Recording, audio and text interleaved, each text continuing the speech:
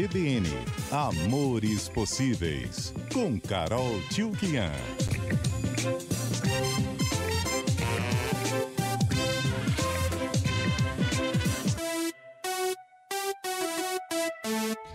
É ciúme de você, Tatiana. Oi, Carol, boa tarde. Boa tarde, Nando. Boa tarde, Boa Tati. tarde, bem-vinda. Tudo bem? Tudo ótimo, e vocês? Tudo certo. ótimo. Esse é o assunto, ciúmes?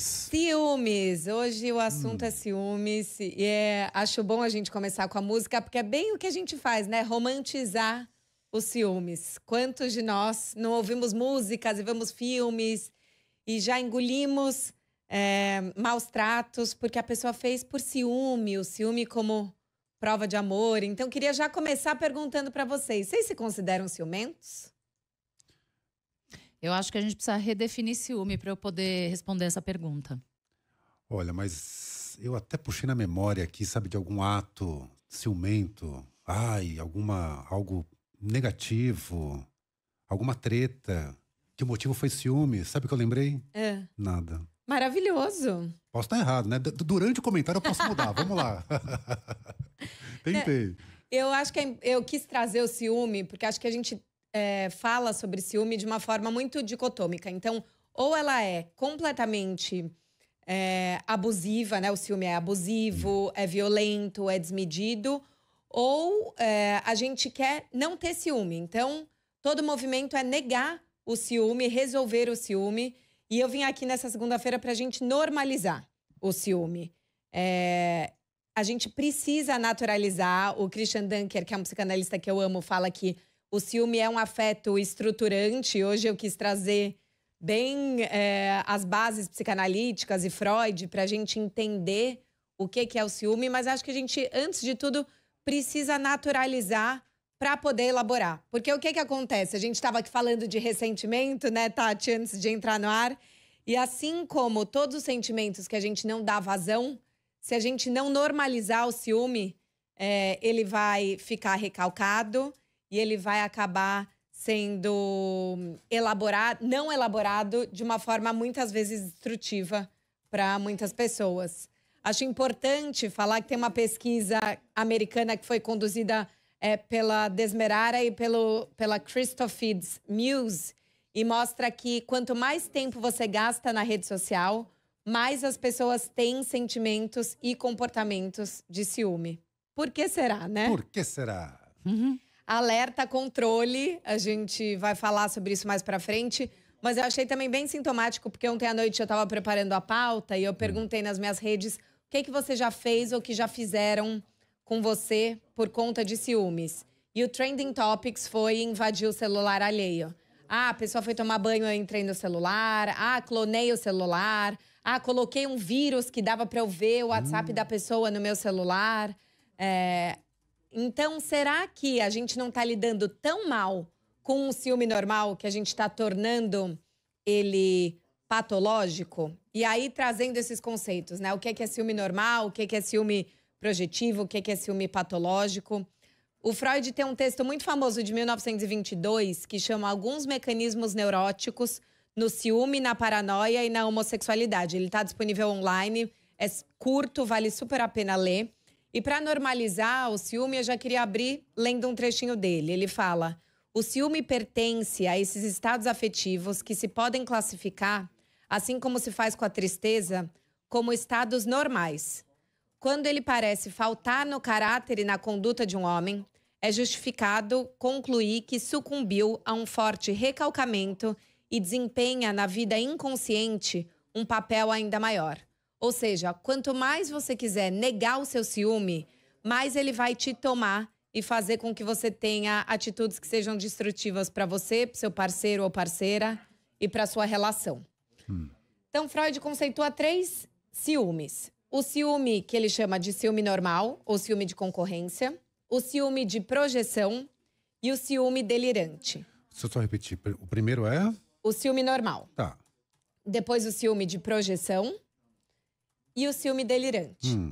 Por que o ciúme normal é inclusive chamado de normal, né? Porque ele é um reflexo da gente perder essa sensação da nossa majestade, o bebê, né? Então a psicanálise fala que quando você nasce, você se entende como o centro do universo. E aquela mãe, o pai, os outros cuidadores, eles estão ali em função do seu ser, de satisfazer as suas necessidades, os seus instintos. Em dado momento, você vai perceber que a sua mãe e o seu pai vão dividir a atenção com o seu irmãozinho, com o trabalho, com a televisão, com o cônjuge. Ou seja, você se entende como um ser faltante. E esse primeiro ciúme normal é essa tristeza ou essa dor de entender que você não é tudo para a pessoa amada. Todos nós vamos passar por isso. A questão é que muitas vezes a gente paralisa nessa sensação. Ao invés de eu entender que eu não sou tudo para o outro e que tudo bem, o amor ainda assim existe, eu vou passar a vida querendo ser tudo para um novo alguém, né? A gente tem discutido aqui sobre a monogamia, a não monogamia, e essa sensação de completude absoluta do amor romântico vem também desse lugar, né? Eu tenho inveja e aí eu começo a achar que o outro tem alguma coisa que eu não tenho, né? O que será que essas pessoas do trabalho têm que ele fica lá até mais tarde? Por que que esse pai dá mais atenção para minha irmã do que para mim? E aí a gente vai colocando qualquer outra pessoa ou outro interesse como um concorrente em potencial.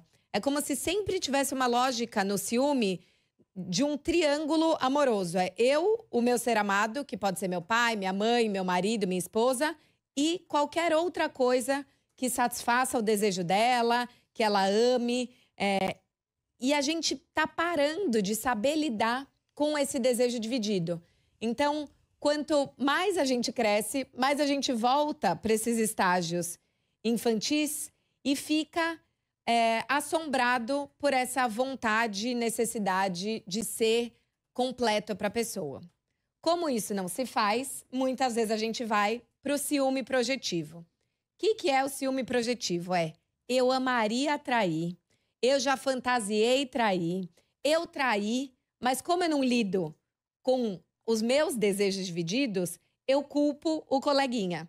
Então, sabe aquela... Não sei quem teve irmão mais velho que era muito ciumento, que daí não queria te apresentar pros... O irmão ciumento porque o irmão pegava todo mundo na escola e daí não queria te apresentar para os amigos porque pensava, bom, todos os caras vão ser canalhas como eu.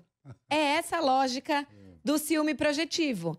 Então, essa pessoa, essa infidelidade, ou ela é realizada, ou ela é muito mal processada, recalcada, e ao invés da gente se haver com a vontade do tipo, realmente, fiquei afim da pessoa nova que veio trabalhar comigo, que como a gente disse até na coluna da traição, o desejo nem precisa ser realizado. Mas como a gente não se autoriza, eu projeto no outro. Então, ao invés de eu falar, putz, realmente eu tô sentindo isso, eu vou falar que o problema é do meu marido, da minha esposa, do meu namorado, da minha namorada. E aí o próprio flerte passa a ser um indício de uma possível realização da infidelidade. Isso tem a ver com a gente culpar o nosso próprio flerte, né? O Freud, pensa, em 22 ele já falava isso. Aí ele falava, ele atingirá esse alívio, digo, a absolvição da sua consciência, projetando os seus próprios impulsos à infidelidade para a parte oposta, a quem ele deve fidelidade. Ou seja, se a gente tá sempre desconfiando do nosso parceiro ou parceira, antes de questionar as atitudes deles, será que a gente não tem que levar para o divã os nossos desejos? Como a gente lida com essa culpa, que muitas vezes é uma culpa cristã, que está calcada nesse ideal do amor romântico? Porque senão a gente tem chance de ir para o terceiro ciúme, que é o que Freud chama de ciúme delirante. E aqui eu também queria recomendar um livro, gente, que eu devorei em uma sentada, chama Ciúme Excessivo e Amor Patológico, da Andréa Lorena da Costa Stravogianis. Ela é psicóloga, neurocientista, e ela fez uma pesquisa extensa sobre ciúme excessivo e amor patológico. Então, é quando o medo da traição e do abandono se torna uma obsessão. Sabe aquelas pessoas que ficam o tempo inteiro pensando, por que você olhou assim para aquela pessoa? Por que você vai sair com essa roupa? Ah, de amarelo, Tatiana? Não acredito, tá felizinha, hein? Quem que você quer chamar atenção nesse trabalho? Por quê?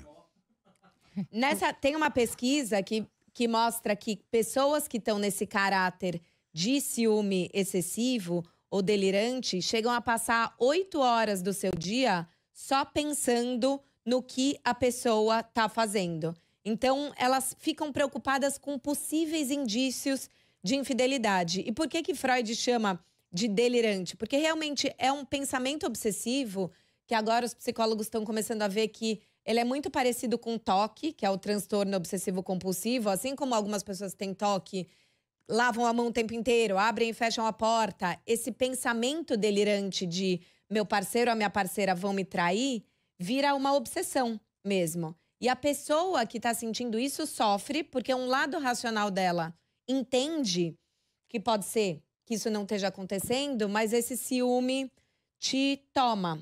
E é interessante a gente voltar lá e de novo para a infância, da onde começa esse delírio? De novo vem de uma dificuldade de lidar com a indiferença alheia. Então, o que Freud coloca é que esse ciúme delirante, que muitas vezes é paranoico, vem do fato dessas pessoas não conseguirem ser indiferentes. Então, você está andando na rua e aí a pessoa que cruza com você não ri, não manda um beijinho ou não faz uma careta. Você é alguém desimportante.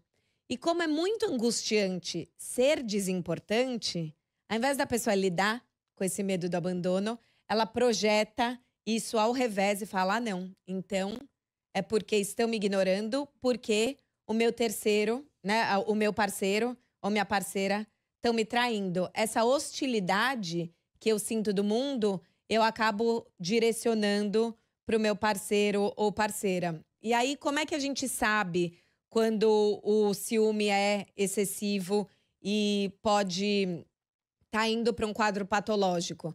É interessante a gente pensar, até a Andrea coloca no livro, que a gente tem que comparar com a dependência de álcool. Então, não é só a quantidade do álcool que uma pessoa bebe que vai determinar se ela é alcoolista ou não. É o quanto esse consumo, seja dos pensamentos, do ciúme ou do álcool, trazem consequências negativas para a vida da pessoa. Uhum. E é interessante a gente ver que os homens têm muito mais ciúmes delirantes, talvez porque eles não se autorizem a entrar em contato com as próprias emoções. E, infelizmente, isso é uma das causas do feminicídio. Então, é importante a gente aqui até trazer números. Então, entre 2017 e 2022, a gente teve uma queda de 31% nos homicídios gerais no Brasil, mas um aumento de 37% no feminicídio. Então, ao invés de eu elaborar o meu desejo, a minha frustração, eu me torno violento com o outro. E aqui no livro, Andrea coloca 8 pontos para a gente prestar atenção nesse ciúme excessivo e parar de romantizar. Primeiro é isso de gastar muito tempo se preocupando com o ciúme e a infidelidade do parceiro. Quantas horas você se preocupa? O que ela está mexendo no celular? Completar todo o silêncio e toda a ausência do outro como potencial sinal de que essa pessoa está me traindo. Depois, é ter dificuldade em controlar e interromper essas preocupações. Porque, voltando ao começo do quadro, é normal sentir ciúme. Não, falar, isso é só um pensamento. Isso é uma projeção minha. Muitas vezes, ele é delirante também porque eu projeto, eu acho aquela mulher interessante e aí eu acho que meu parceiro tá olhando para ela. Porque eu, na minha insegurança, acho que ela é mais bonita do que eu, mais jovem do que eu, mais articulada do que eu. Isso tem a ver com o meu olhar sobre ela e não do meu parceiro. A mesma coisa para o homem. Muitas vezes ele tem ciúme de um cara com o qual ele se compara e não um cara para o qual a mulher dele tá olhando. Aí é importante perceber que esse pensamento compulsivo vai começar a trazer prejuízo para a família, para o trabalho, para os amigos. E muitas vezes, até nessa lógica de romantizar os ciúmes, o ciumento vai afastando o parceiro ou a parceira dos eventos sociais. E ela vai fazendo, muitas vezes, num jogo manipulador, que é assim, olha, eu deixei de ir no happy hour com os meus amigos porque eu quero ficar com você. E aí ela pede que você também não vá no happy hour do seu trabalho, como prova de amor. Aff, prova de amor é outro negócio que, olha, realmente... Só que é importante a gente prestar atenção quantas vezes a gente não faz isso, né, Tati? Essa coisa do, o batom, a roupa, muitas vezes...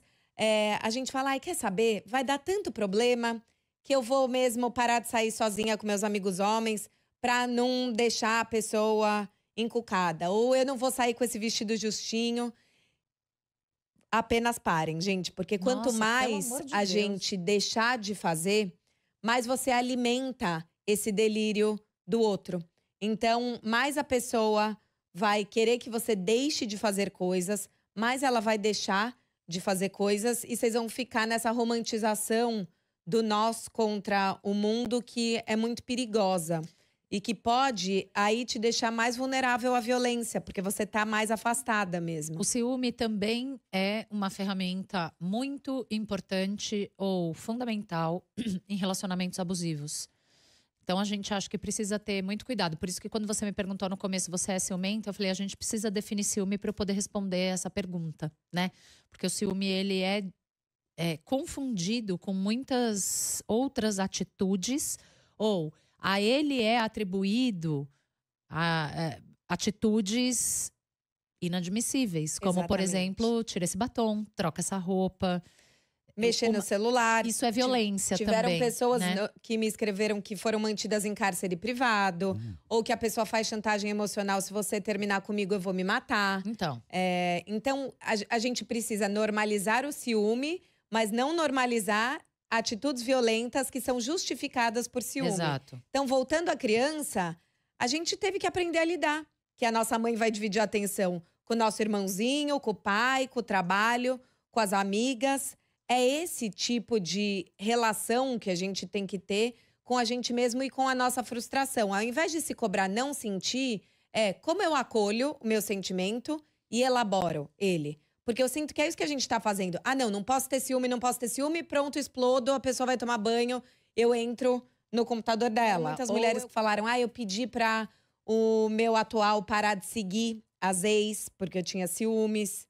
E aí a gente vai alimentando uma competição feminina que é ruim pra todas nós e também pro relacionamento.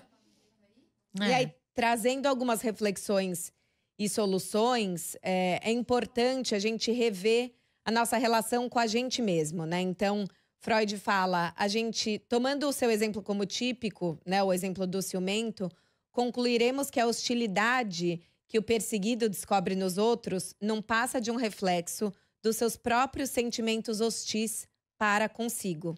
Tem a ver com a gente não se aceitar, com a gente se julgar o tempo inteiro, o superego tá ligado. Então, de novo, é preciso a gente remexer no passado. Talvez a gente ache que o problema é esse namorado que é muito abraçativo, e na verdade não é. É porque você teve cuidadores ambivalentes, que às vezes estavam, às vezes não estavam. Em momentos você se sentiu desamparado, se sentiu abandonado, se sentiu muito comparado, né? Às vezes a gente ouve os nossos pais, cuidadores, falando, mas seu irmão é mais magrinho, mais bonito. A Maíra falando aqui, eu adoeci junto, achava que eu poderia controlar o sentimento de ciúme dele e tentava fazer isso em tudo que podia. Então eu andava no shopping ou na rua olhando para o chão, para que ele não achasse que eu estava olhando para alguém. Mas nunca adiantou nada do que eu fiz. E nada do que você fizer nunca vai adiantar diante de alguém que sente esse tipo de sentimento. Que não é ciúme, é outra coisa.